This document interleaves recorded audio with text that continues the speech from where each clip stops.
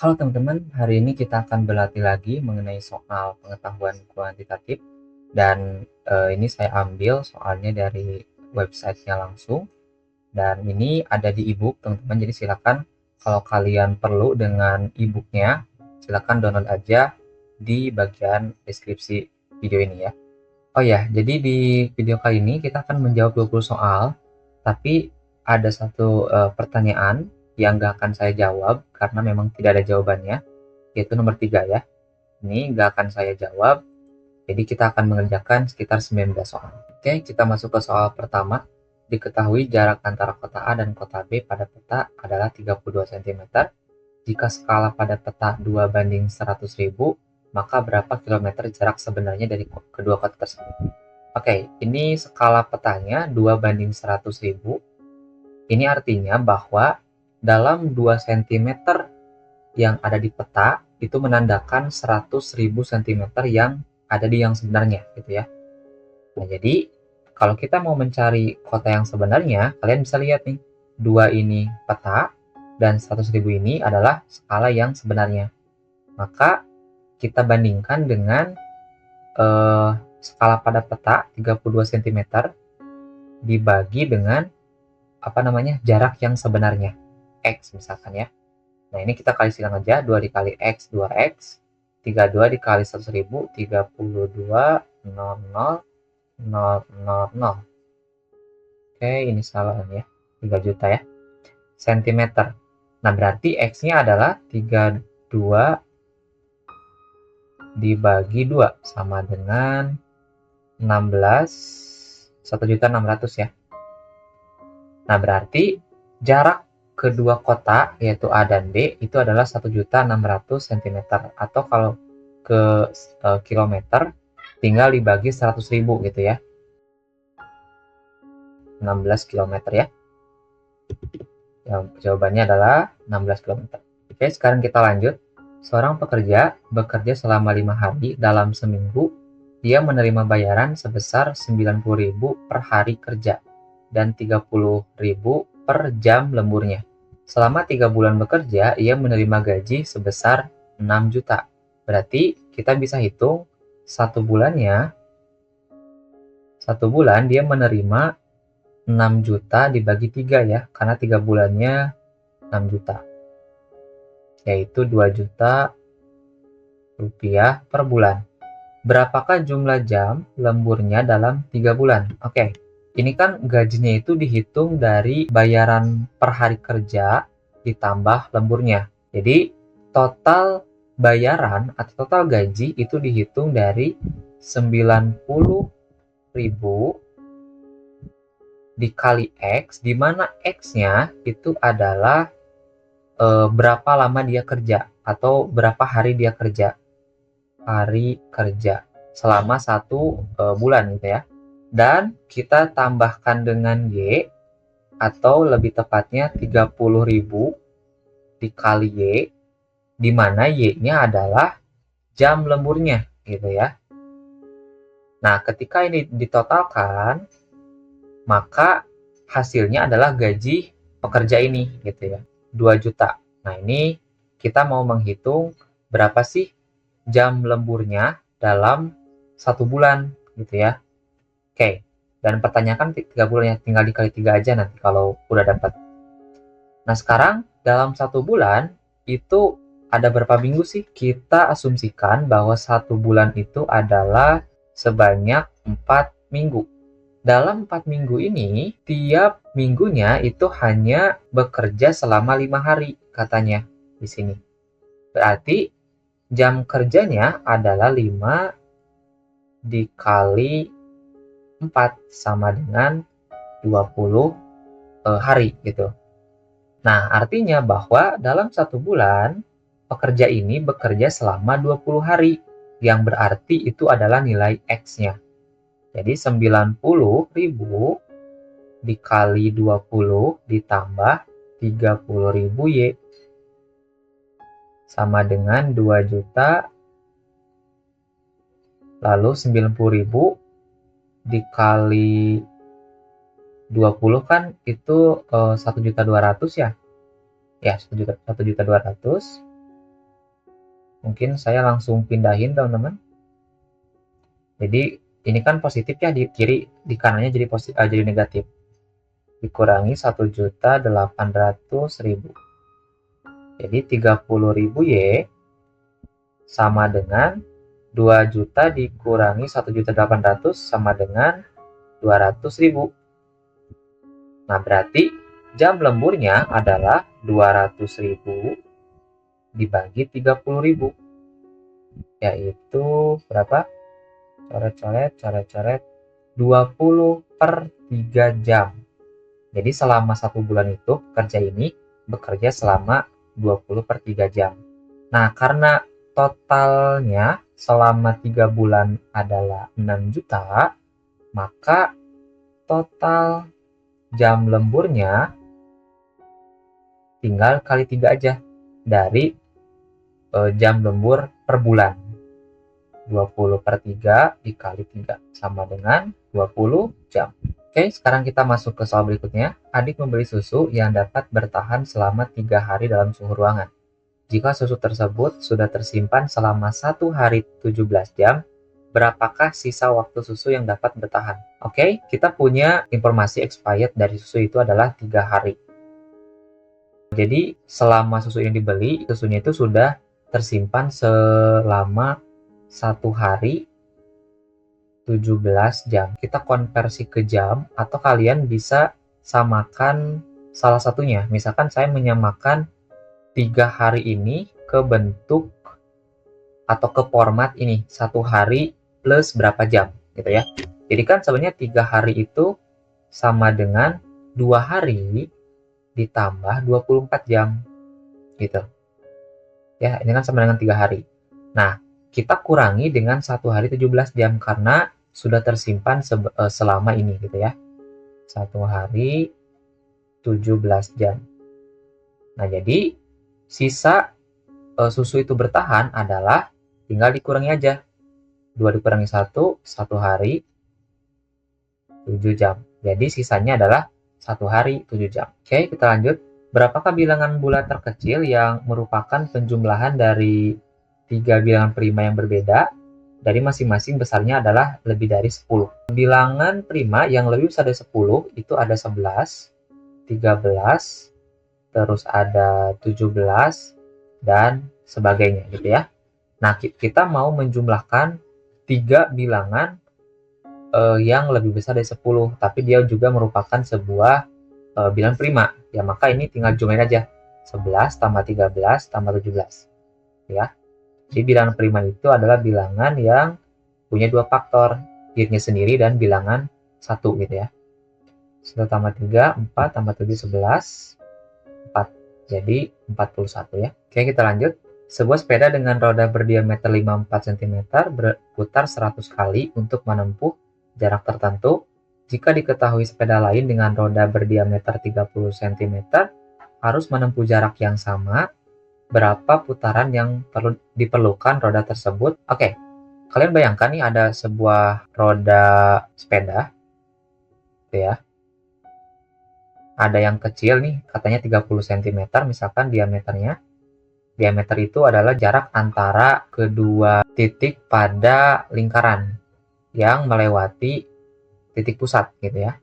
Nah, kalau kalian bayangkan, semakin besar diameternya, berarti lingkarannya juga akan semakin besar. Nah, oleh karena itu, ketika yang bagian bawahnya menyentuh tanah, nih ini tanah misalkan, lalu kalian putar, kira-kira siapa yang lebih dulu mencapai 1 putaran. Jadi 1 putaran itu ketika titik yang bawahnya ini udah bergerak, misalkan, sampai ke titik yang sama lagi, itu 1 putaran. Yang pasti akan cepat adalah yang kecil diameternya. Nah, oleh karena itu di sini ada perbandingan, teman-teman. Ketika semakin besar, ini kan putarannya 100 ya, putarannya 100. Ketika semakin besar lingkarannya atau diameternya, maka putarannya juga akan semakin sedikit, gitu. Jadi dia berbanding terbalik. Semakin besar lingkarannya, maka putarannya akan semakin kecil. Nah, ini di sini kita menggunakan perbandingan terbalik. Perbandingan terbalik. Misalkan di sini di roda pertama 54 cm itu dapat menempuh dengan 100 kali putaran untuk menempuh jarak tertentu. Nah, berapa sih ketika rodanya itu 30 cm? Gitu. Nah, misalkan X. Nah, di sini kalian bisa menggunakan rumus perbandingan terbalik, yaitu 54, kalian lihat ya, samakan 54 dibagi 30, lalu balik gitu ya, dari sini ke sini, sama dengan X per 100. Oke, 100 kali 54 itu 54.000, X sama dengan 30, saya pindahin, kebalik, 30X, pindahin, 30X sama dengan 5400, jadi X-nya adalah 5400 dibagi 30. 18 berarti 180 putaran. Ya, jadi jawabannya 180. Oke, kita lanjut. Pada suatu ujian siswa A tidak dapat menjawab 8 pertanyaan. Jika siswa tersebut mendapat nilai 68%, maka berapakah jumlah soal suruhnya? Misalkan jumlah soal suruhnya itu kita misalkan sebagai S, terus jumlah yang terjawab itu dinyatakan sebagai A, jumlah terjawab ya, jumlah terjawab. Nah, berarti penjumlahan antara jumlah yang terjawab ya dengan jumlah yang tidak terjawab sebanyak 8 itu sama dengan S. Nah, sedangkan kita tahu bahwa nilai dari siswa A ini adalah 68%. Berarti yang terjawab adalah 68% dikali keseluruhannya, yaitu S. Itu sama dengan yang terjawab. Jadi, S kali 68 dibagi 100 sama dengan A. Jadi 68S sama dengan 100A. Kalian kali silang aja ya. Lalu karena yang kita cari adalah jumlah seluruh soal, berarti kita akan mencari S-nya. Sehingga kita akan ganti A-nya menjadi S gitu ya. A sama dengan S dikurangi 8. Kita ganti, pindahin ke sini. 68S sama dengan 100. A-nya kita ganti ini ya, ke sini. S dikurangi 8, 68S sama dengan 100S dikurangi 800, lalu kita pindahin 800-nya ke kiri, dan 68S-nya ke kanan, 100S dikurangi 68S, berapa nih? 32 ya, 32S, jadi nilai S-nya adalah 800 dibagi 32. Yaitu sama dengan 25 soal. Jadi seluruhnya 25 soal ya. Oke, kita lanjut ke soal berikutnya. Diketahui sebuah mesin A memproduksi barang dengan kecepatan 150 barang per 30 detik. Berarti untuk menghitung berapa banyak yang diproduksi dalam 1 detik, kita tinggal bagi aja dengan 30 ya. Jadi dalam 1 detik, mesin A itu memproduksi 150 per 30 barang ya, atau 5 barang dalam 1 detik. Nah, sedangkan mesin B dalam 1 detik itu memproduksi barang 240 per 40 barang. Itu ya, jadinya 6 barang. Oke. Nah, jika kedua mesin digunakan bersama-sama, maka kapan jumlah barangnya itu sampai 495 barang. Dalam 1 detik, ketika dua mesin ini digabung, digunakan bersama-sama, maka total barangnya adalah 5 tambah 6 barang, yaitu 11 barang dalam 1 detik. Berarti untuk 2 detik ditambah 11 lagi, 22 barang. Kalau 3 detik berarti ditambah 11 lagi, sampai seterusnya sampai kita dapat 495. Tapi kan itu agak repot ya. Maka kalian tinggal bagi aja 495-nya dengan 11. Gitu ya, dengan banyaknya barang yang diproduksi per detik. Jadi ini 4, 4, 5, 5, 5. Jadi untuk memproduksi 495 barang, kita perlu menghabiskan 45 detik untuk mesin A dan B memproduksi barang tersebut. Oke, kita lanjut ke soal berikutnya. Jika semua tempat duduk dalam suatu bus sudah penuh dan ada 6 orang berdiri. Pada pemberhentian berikutnya ada 13 penumpang turun. Oke, dan ada 3 orang yang naik. Artinya bahwa sekitar 13 dikurangi 6 kursi yang kosong. Ya, berarti berapa nih? 7 ya? Ya, 7. Berarti sekitar ada 7 kursi yang kosong. Nah, karena ada 3 orang yang naik di pemberhentian itu, maka 7 kursi yang kosong itu akan ditempati oleh 3 orang yang naik ini tentunya. Berarti 7 dikurangi 3 untuk menentukan sisa kursi yang kosong ya. Jadi, tempat duduk yang kosong itu ada sekitar 4 ya. Seorang penjual mengantar pesanan sebanyak 15 piring nasi ke rumah pembeli. Kemampuan penjual hanya bisa membawa 4 piring setiap kali mengantar. Berapa kali penjual harus mengantar seluruh pesanan? Oke, batas maksimumnya adalah hanya 4 piring setiap kali pengantaran. Berarti pada pengantaran pertama, penjual ini bisa mengantar 4 piring kan? Nah, lalu di pengantaran kedua dapat mengantar 4 piring juga. Berarti kan total udah 8 piring. Pengantar ketiga 4 piring juga, udah 12 piring. Lalu pengantaran keempat ini agak beda. Karena totalnya kan udah 12 nih. Berarti sisa 15 piring dikurangi 12 piring yang sudah diantarkan, yaitu 3 piring. Berarti di pengantaran keempat hanya mengantar 3 piring aja. Berarti totalnya ada 1, 2, 3, 4 piring ya. 4 pengantaran. Jawabannya adalah B. Oke, kita lanjut ke soal berikutnya. Jika kerucut A tingginya 2 kali tinggi kerucut B, oke, kita misalkan kerucut A, tinggi kerucut A sama dengan 2 kali kerucut B, dan jari-jari A itu sama dengan setengah kali jari-jari kerucut B. Berapakah perbandingan isi kerucut A terhadap kerucut B? Isi ini adalah volume ya. Volume. Nah, volume dari kerucut itu rumusnya adalah sepertiga pi R kuadrat T. Jadi kalau kerucut A berarti jadinya sepertiga pi R A kuadrat TA. Untuk kerucut B, pi B sama dengan sepertiga pi RB kuadrat TB. Nah, sekarang kita pengen perbandingannya ya, perbandingan antara A dan B isinya. Jadi pi A dibagi pi B itu sama dengan sepertiga pi R kuadrat A TA per sepertiga pi R kuadrat TB. Sekarang kita ubah semuanya menjadi yang diketahui di sini. TA-nya itu sama dengan 2 kali TB.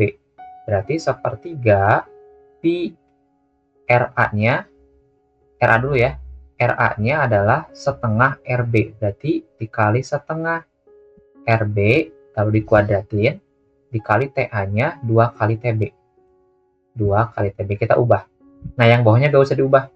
Biarin supaya kita saling menghilangkan variabelnya ya. Sepertiga pi R kuadrat TB. Sepertiganya hilang, pi-nya hilang, terus TB-nya juga hilang. Sisa pi A per pi B-nya adalah ini, setengah RB kuadrat kan menjadi seperempat RB kuadrat kan. Seperempat RB kuadrat dikali 2. Ya, dikali 2 dibagi yang tersisa di bawah itu adalah R kuadrat. Ini R-nya RB ya. RB kuadrat. Nah, ini tinggal dicoret aja RB kuadratnya, sisa 1/4 kali 2, yaitu 2/4 atau 1/2 ya kalau disederhanain. Jawabannya A. Sekarang kita lanjut ke soal berikutnya. Seseorang mengendarai sepeda motor dengan kecepatan rata-rata adalah 50 km per jam. Jika ia berangkat dari kota A ke kota B pukul 7 dan sampai pada pukul 9.30, berarti dari jam 7 sampai ke 9.30. Dan dia juga beristirahat selama 30 menit. Berarti artinya berkendaranya itu selama 2 jam. Kenapa? Karena katanya di sini istirahatnya 30 menit. Sedangkan dari jam 7 sampai jam 9.30 itu kan ada sekitar 2 jam kan? 2 jam 30 menit. Jadi 2 jam setengah perjalanan, karena dia istirahat setengah jam, maka 2 jam untuk berkendara gitu ya. Nah, ini 2 jam untuk berkendara. Nah, oleh karena itu jaraknya kalian bisa gunakan rumus fisika ya, E sama dengan P dikali T, kecepatan dikali waktu. Kecepatannya 50, waktunya 2 jam, jadinya 100 km. Ya, jawabannya adalah C ya. Oke, sekarang kita lanjut ke soal berikutnya. Jika seseorang mengendarai sepeda motor dengan kecepatan 50 km per jam, dia akan menempuh 12 km lebih panjang jika dibandingkan dengan ketika ia mengendarai motor dengan kecepatan 35 km per jam. Jarak sebenarnya yang ia tempuh adalah, misalkan ini kecepatan ketika 50 km per jam, dia berada di sini misalkan ya. Nah, dia menempuh sampai sini. Nah, tapi ketika seseorang dengan kecepatan 35 km per jam, katanya dia akan 12 km lebih pendek daripada yang 50 km per jam. Berarti yang 35 km per jam itu di sini, misalkan pada waktu tertentu nih, pada waktu tertentu yang 35 km per jam baru sampai sini, tapi yang 50 km per jam udah sampai sini. Dan jarak antara sini dan ini itu adalah katanya 12 km. Artinya bahwa jarak total yang ditempuh oleh 35 km per jam ini, yaitu ini ya, itu adalah pengurangan dari jarak ini dengan ini pada waktu yang sama. Oke, berarti kecepatan itu kan, jarak itu kan kecepatan dikali waktu. Karena yang 50 km per jam berarti Pi-nya 50, berarti jaraknya adalah jarak A-nya, misalkan saya misalkan dengan A adalah 50 dikali T. T-nya itu waktu pada saat dia sudah sampai ke sini gitu ya. Terus si SB-nya juga baru sampai sini, tapi yang si SB tapi kecepatannya 35 T. Nah, jadi pengurangannya adalah SA dikurangi SB sama dengan 12 km sisa ini ya. Oke, berarti 50T dikurangi 35T sama dengan 12 sama dengan 15T sama dengan 12. Jadi T-nya adalah 12 per 15 jam ya. Jarak yang sebenarnya yang ditempuh adalah ini. Kalian bisa pakai yang sebelah sini, yang SB ya, karena kita mau mencari jarak dari sini ke sini. Oke, jadi SB-nya adalah 35 dikali 12 per 15 sama dengan coret-coret dibagi 3, sisa 4, sisa 5, dibagi 5, sisa 7. 7 kali 4, 28 km ya. Jawabannya E. Oke, sekarang kita lanjut ke soal berikutnya. 2 orang karyawan swasta mendaftar sebagai peserta asuransi dengan premi yang sama. Premi itu semacam biaya yang harus dibayarkan secara berangsur ya, untuk mendapatkan asuransi biasa. Untuk membayar premi, karyawan A memiliki gaji, gaji karyawan A adalah Rp5.400.000. Dikenakan potongan gaji sebesar 3%. Ini biasanya dari premi ya. Nah, sedangkan karyawan B, ini potongannya ya, potongannya 3%.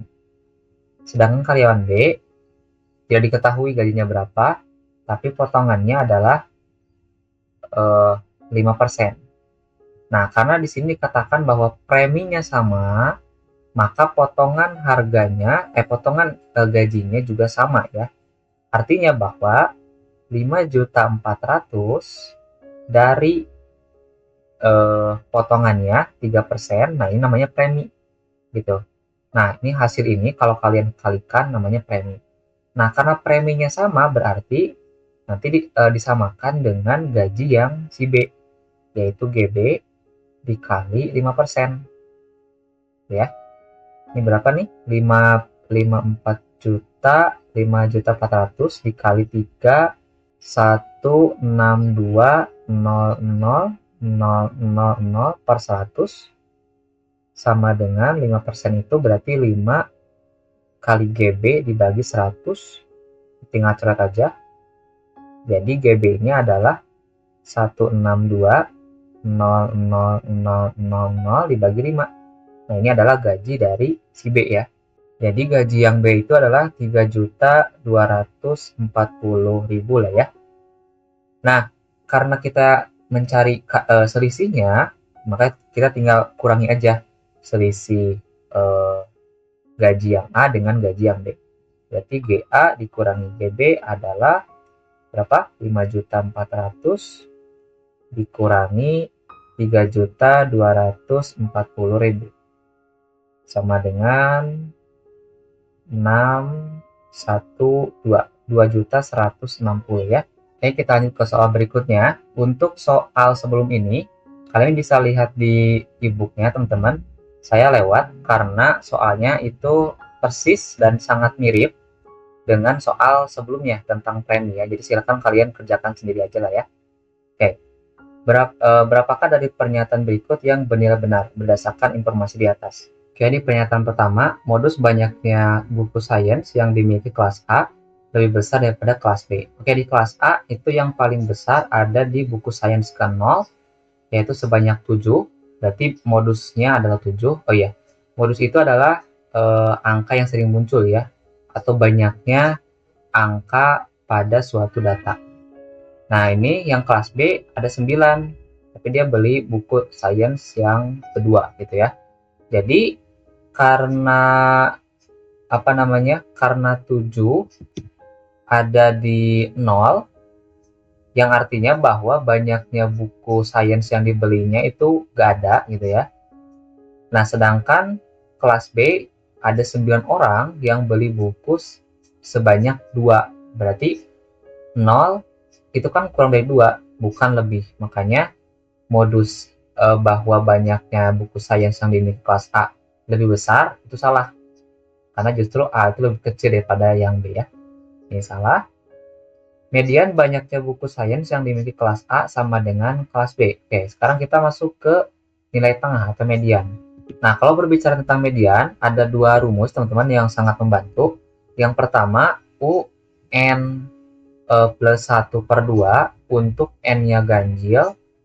Ini adalah median, atau mungkin jangan U ya, M aja langsung, median. Terus, M, N/2 ditambah M N/2 ditambah 1/2 itu untuk N-nya genap. Nah, ini adalah untuk menentukan median. Jadi kalau misalkan ganjil pakai rumus ini, kalau genap pakai rumus ini. Oke.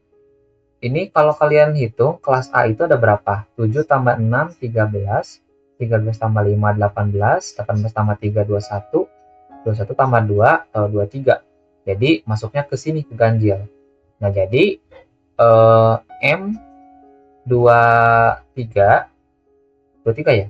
13, 18, 23 ditambah 1 dibagi 2 adalah M24 bagi 2, 12. Nah, jadi mediannya adalah urutan data ke-12. Untuk kelas B itu 2 tambah 5, 7, 7 tambah 9, 16, 16 tambah 4, 20, 20 tambah 3, 23. Sama, nah berarti kita pakai rumus yang pertama. Jadi M-nya adalah data ke-12.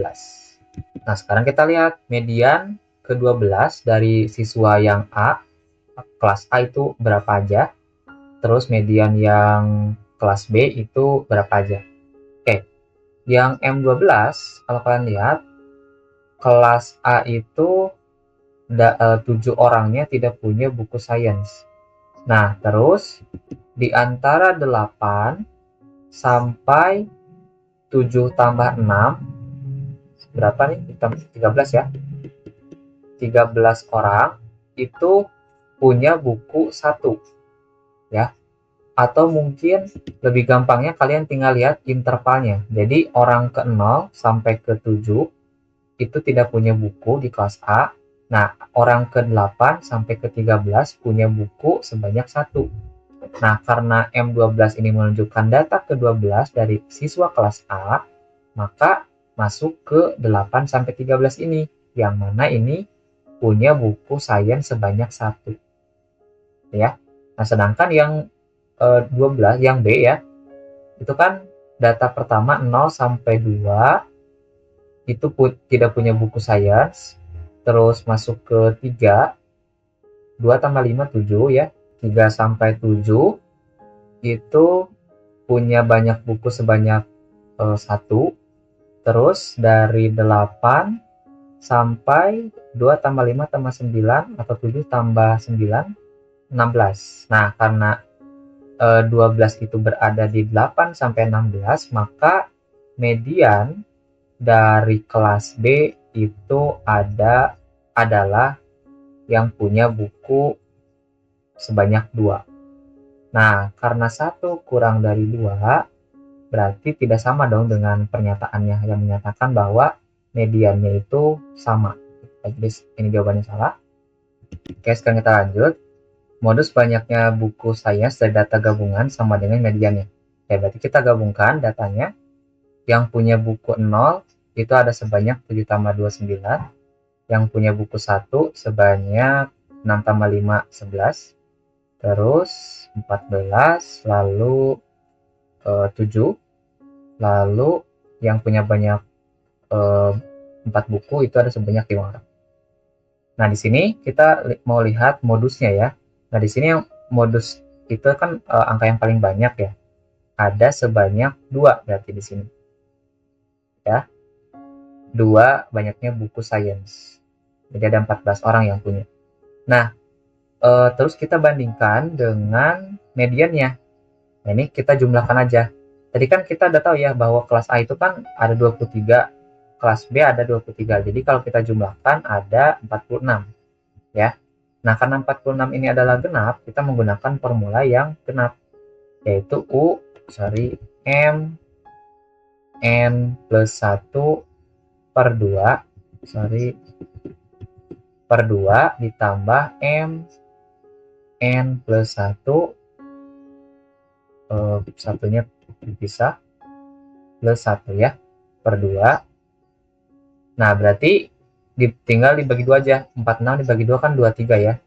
Jadi M23 ditambah M23 ditambah 1, M24 dibagi 2. Nah, sekarang kita lihat letak dari M23 dan M24 itu di mana. Nah, pada orang pertama ya, dari 9 orang pertama, 0 sampai 9 orang itu tidak punya buku gitu ya. Nah, dari 10 sampai 9 tambah 11 itu 20 ya. Sampai 20 orang itu punya buku 1. Nah, belum masuk kan? Harus ada di 23 dan 24. Nah, selanjutnya dari orang ke-21 sampai 20 tambah 14, 34 itu punya buku 2.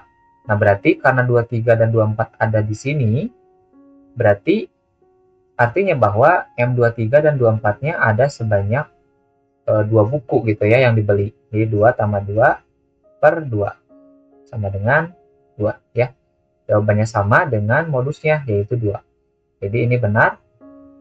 Dan kalau kalian lihat, ini rata-ratanya, kalian coba hitung ya, rata-ratanya dari masing-masing ini. Saya nggak akan hitung terlalu dalam. Tapi ini saya udah dapat jawabannya, ini pasti salah ya. Jadi yang benar itu hanya 1 doang, yaitu nomor 3. Ya, jadi jawabannya adalah B. Oke, kita lanjut. Dalam sebuah tribun stadion terdapat 10 baris kursi. Baris pertama 20, oke, baris pertama B1 itu ada 20 kursi, baris kedua ada 22 kursi, baris ketiga ada 23 kursi, baris keempat ada 25, baris kelima ada 26, sampai mengikuti polanya ya. Berdasarkan informasi tersebut, banyaknya jumlah kursi pada 3 baris terakhir adalah, ya jadi kita harus selesaikan sampai 10 baris ya. Kalau kalian lihat polanya, 20 ke 22 kan nambah 2 tuh. Nambah 2, 22 ke 23 nambah 1, 23 ke 25 nambah 2, jadi terus berulang gitu ya. Nambah 1, nanti baris ke-6 nambah 2, jadinya 28, terus baris ke-7-nya nambah 1, jadinya 29, terus baris ke-8-nya nambah 2 lagi, 31, terus baris ke-9-nya nambah 1, gitu ya. Sorry, nambah 1 jadinya 32 ya. 32 nambah 1, terus baris terakhirnya adalah nambah 2 gitu ya. Nah, nambah 2, 32 tambah 2 sama dengan 34. Jadi jumlah kursi dari 3 baris terakhir tinggal dijumlahin B10, B9, dan B8. 32 tambah 34 tambah 31 sama dengan 97 ya. Oke, kita lanjut. Seseorang akan mengadakan acara di rumahnya yang mengharuskan berbelanja 100 nasi box dan 50 snack. Jadi kita misalkan N-nya itu sebagai nasi box, banyaknya nasi box, dan S-nya itu sebagai banyaknya snack ya. Oke, dengan total harga 23 juta, berarti 100 nasi box, 100 N, 100 kali N ditambah 50 kali S itu sama dengan 23 juta. Kemudian dia menambahkan 60 nasi box dan 25 snack dengan total harga 12 juta. Ini ditambahkan 60 N ditambah 25 S sama dengan 12 juta. Nah, sekarang pertanyaannya adalah berapakah total pengeluaran jika keseluruhan kebutuhannya adalah 230 nasi box dan 60 snack. Nah, berarti kalian tinggal cari satu nasi boxnya berapa dan satu snacknya berapa ya. Oke, kita coba hilangkan S-nya, kita kali 2 dari persamaan kedua ini, jadinya kan seperti ini. 100 N, ini dikali 1, ini kali 2, jadinya 100 N plus 50 S sama dengan 23 juta. Yang ini kali 2, 120 N ditambah 50 S. Ini untuk menghilangkan S-nya ya. Kurangi 100 dikurangi 120 jadinya minus 20 N. 23 juta dikurangi 24 juta sama dengan 1 juta ya, minus 1 juta. Jadi nilai N-nya atau satu nasi box-nya itu adalah 1 juta dibagi 20. Sama dengan berapa nih? 1, 2, 3, 4, 5. 50.000 ya. Jadi satu nasi boxnya adalah 50.000. Nah, sekarang kita pengen mengetahui satu snack. Kalian tinggal pilih salah satu aja. Misalkan saya pilih yang persamaan kedua ya. Oke, dari hasil sebelumnya, nasi boxnya itu 50.000, satu nasi box. Tinggal masukin ke sini ke persamaan kedua tadi. Yaitu sekitar 360.000 ya. Ini mungkin satu snack itu maksudnya satu bungkus snack yang banyak, di dalam itu banyak snack gitu ya, mungkin ya. Sekarang pertanyaannya, berapa sih 230 nasi box dan 60 snack? Nah, jadi total yang dikeluarkan untuk membeli 230 nasi box ditambah 60 snack itu adalah, tinggal dimasukin aja N sama S-nya. Kalau saya hitung di sini sudah saya hitung ya di kalkulator itu 33.100.000 ya. Jawabannya adalah A. Oke, ke soal terakhir. Sebuah kertas berukuran 40 x 40 cm jika diperlukan kertas seluas 5.600 cm2 untuk membungkus 3 kotak kardus, lembar kertas yang diperlukan untuk membungkus 12 kotak kardus adalah. Oke, di sini ada keterangan 3 kotak kardus diperlukannya 5.600 cm2. Nah, kira-kira 5.600 cm2 ini berapa kertas? Ingat, satu kertasnya itu adalah 40 x 40 ya ukurannya. Nah, berarti untuk menghitung banyaknya kertas, di sini kalian tinggal membagi 5.600 dibagi dengan 40 x 40 ya, sebagai bagian dari luas kertasnya, yaitu 1.600. Coret-coret. Ini sekitar 3, sekian lah ya. Nah, karena ini kan ada lebihnya nih, 3, sekian. Kalian bulatkan aja ke atas. Jadi butuh 4 kertas. Nah, jadi untuk membungkus 3 kotak kardus itu kira-kira butuh 4 kertas yang ukurannya 40 x 40. Karena kita ingin membungkus 12 kotak kardus, tinggal kali aja dengan 4 ya. Nah, jadi kan 3 kardus itu kan butuh 4 kertas. Nah, berarti untuk membungkus 12 kardus, kalian tinggal kali aja 3 kardus untuk menjadi 12, yaitu dikali 4. 3 kali 4 kan 12 ya. Jadinya 12 kardus itu sama dengan, yang ini kali 4 juga ya. 4 kali 4, 16 kertas. Jadi kita butuh 16 kertas.